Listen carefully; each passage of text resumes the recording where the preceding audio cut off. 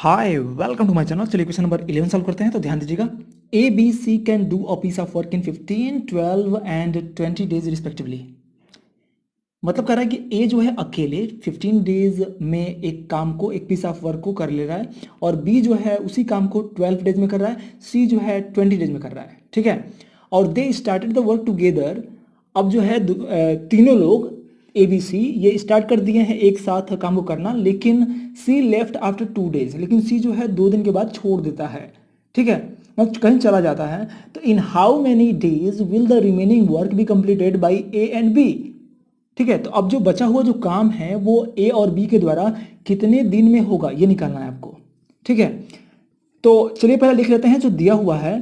तो पहले हम लिख लेंगे इसका जो भी है। तो सबसे पहले जो है मैंने यहाँ पर तीनों का ए बी सी के द्वारा जो टाइम लग रहा है उस वर्क को करने में, उस पीस ऑफ वर्क को कंप्लीट कर लेने में, वो है मैंने लिख लिया यहाँ पर। तो ए के द्वारा लग रहा है 15 डेज, बी के लग रहा है 12 डेज और सी के द्वारा 20 डेज।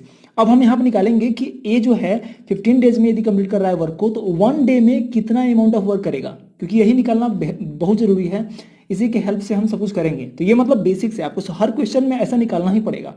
ठीक है, तो हम एबीसी का 1 डे में कितना वर्क कर रहे हैं ये निकालेंगे। तो अब हमने यहां पर लिख लिया है कि एज 1 डेज वर्क, तो ए का एक दिन का जो वर्क होगा वो कितना होगा। तो देखिए 15 डेज में पूरा होल अमाउंट ऑफ वर्क हो जा रहा है, किसके द्वारा, ए के द्वारा। तो 1 डे में कितना होगा आप जानते हैं, यूनिटरी मेथड लगाएंगे, 15 से डिवाइड कर देंगे तो 1 अपन मिलेगा 15। तो यहां पर लिखेंगे कि ए के द्वारा 1 डे में जो वर्क हो रहा है वो हो रहा है 1/15। उसके बाद अब निकालेंगे सिमिलरली 12 का, तो मतलब बी का, तो बी का हो जाएगा 1/12 और सी का हो जाएगा 1/20। ठीक है, तो ये क्या निकला, एक्चुअली लिखना है कि 1/15 part of the work can be done by A in 1 day and 1/12 part of the work can be done by B in 1 day and also 1/20 part of the work can be done by C in 1 day. Okay, तो हमने ये निकाल लिया है। उसके बाद अब यहां पर असली काम करना है। अब जो है हम यहाँ पर टाइम लाइन बना देते हैं, क्योंकि हमारा वर्क यहाँ से स्टार्ट हुआ, ठीक है, और यहाँ पर मान लीजिए कि खत्म हो गया। तो अब यहाँ पर समझेंगे हम, टाइम लाइन समझ पाएंगे। यहाँ पर देखिए स्टार्ट हो रहा है कैसे, they started the work together but C left after 2 days. तो तीनों लोग एक साथ कितने दिन तक काम किए, मान लीजिए यहाँ तक काम किए, और ये जो है 2 डेज मान लिए हैं। ठीक है, तो 2 दिन तक ए बी सी काम किए हैं, ए प्लस बी प्लस सी, ये तीनों लोग जो है वर्क किए 2 डेज तक। तो हमें ये निकालना पड़ेगा पहले ना कि ये जो यहाँ से यहाँ तक जो अमाउंट ऑफ वर्क है वो कितना किए।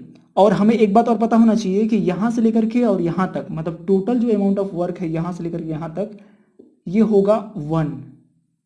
कितना होगा, 1 अमाउंट ऑफ वर्क होगा, है ना। 1 से डिनोट ही करते हैं, पूरा होल अमाउंट ऑफ वर्क को 1 से डिनोट करते हैं। तो यहाँ से लेकर यहाँ तक क्या हो गया, 1। अब हम चेक करेंगे कि जब 2 दिन में तीनों लोग मिल करके जो काम कर रहे हैं वो कितना अमाउंट ऑफ वर्क कर रहे हैं।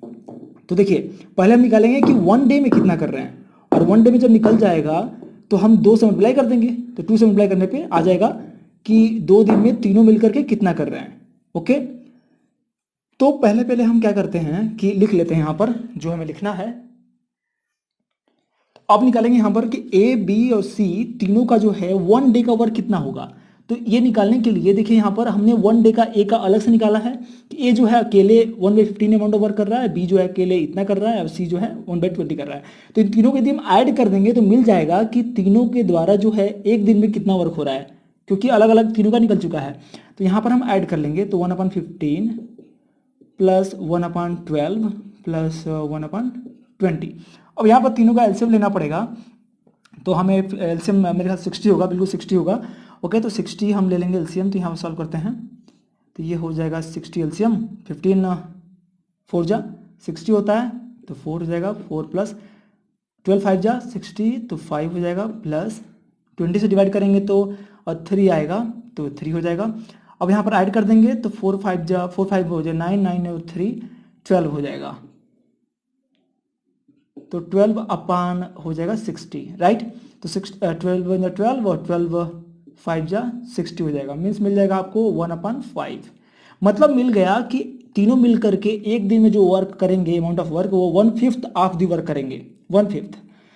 तो अब हम निकाल सकते हैं कि 2 डेज में कितना करेंगे। यदि 1 डे में मिल गया तो 2 डेज का भी मिल जाएगा, क्योंकि हम इसको 1/5 को 2 बार ऐड कर दें या फिर 1/5 में 2 से मल्टीप्लाई कर दें, यही करना होगा। तो हम वो बात यहाँ पर लिख लेते हैं और फिर सॉल्व कर लेते हैं।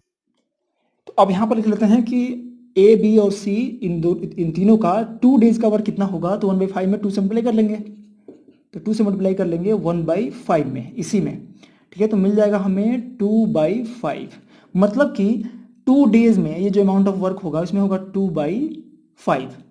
तो अब हमें निकालना पड़ेगा ना कि रिमेनिंग अमाउंट कितना बचा, क्योंकि 2 दिन के बाद सी जो है लेफ्ट कर जाएगा, मतलब छोड़ देगा।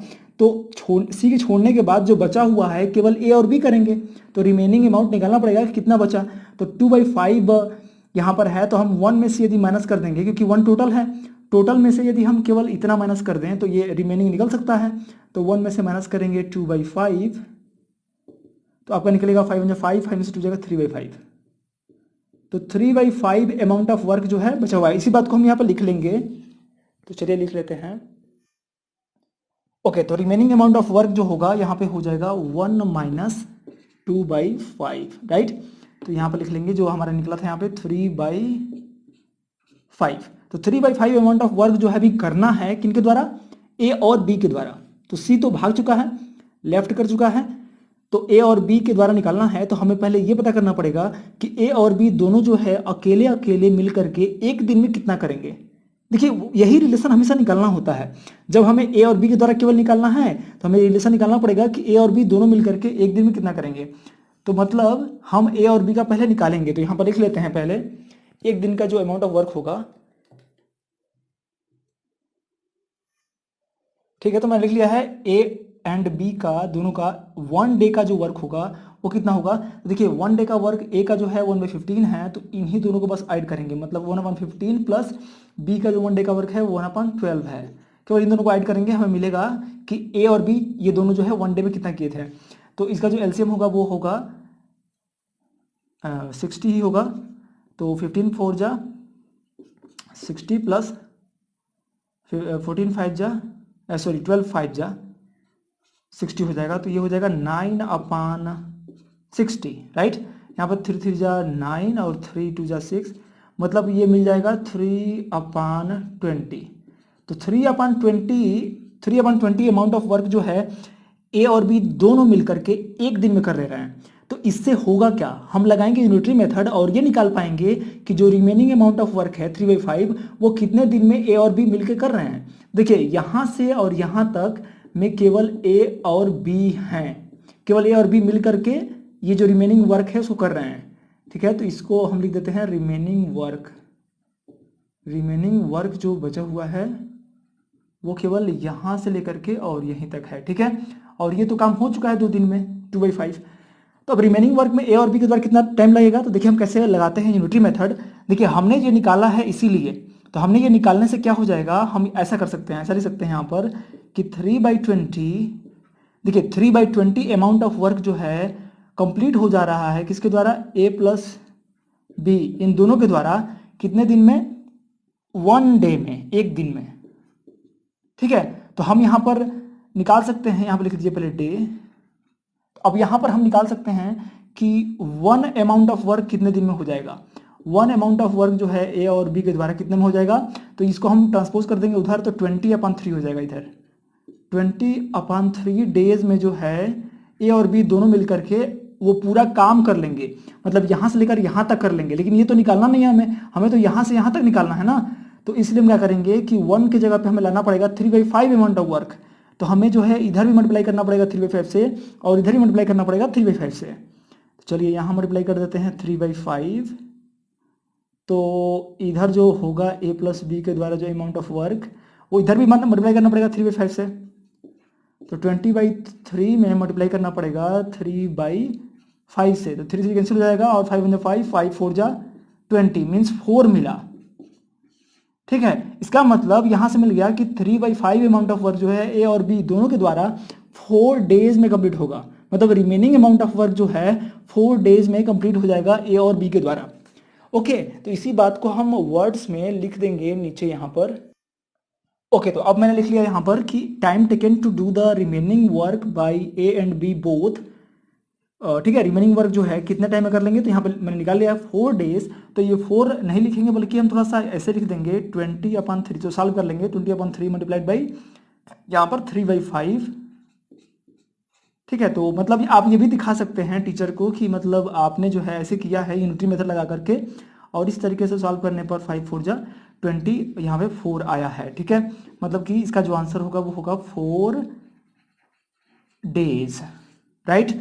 तो जो हमारा एक्चुअल आंसर होगा, यहाँ पूछा गया है इन how many days will the remaining work be completed, तो रिमेनिंग वर्क कहाँ से कहाँ तक, यहाँ से यहाँ तक, तो वही हमने निकाला है कि 3/5 यही रिमेनिंग है, तो 3/5 अमाउंट ऑफ वर्क मतलब रिमेनिंग वर्क ए और बी के द्वारा जो होगा वो होगा 4 डेज में, तो ये आंसर होगा आपका फाइनल। तो यदि आपको अच्छा लगा ये सॉल्यूशन तो बिल्कुल लाइक कर दीजिए, दोस्तों को शेयर करिए, और कोई भी डाउट होता है तो कमेंट बॉक्स में लिखना मत भूलिएगा, और यदि डाउट नहीं भी है तभी आप कमेंट बॉक्स में लिखेंगे तो मेरे लिए अच्छा रहेगा। Thank you so much for watching.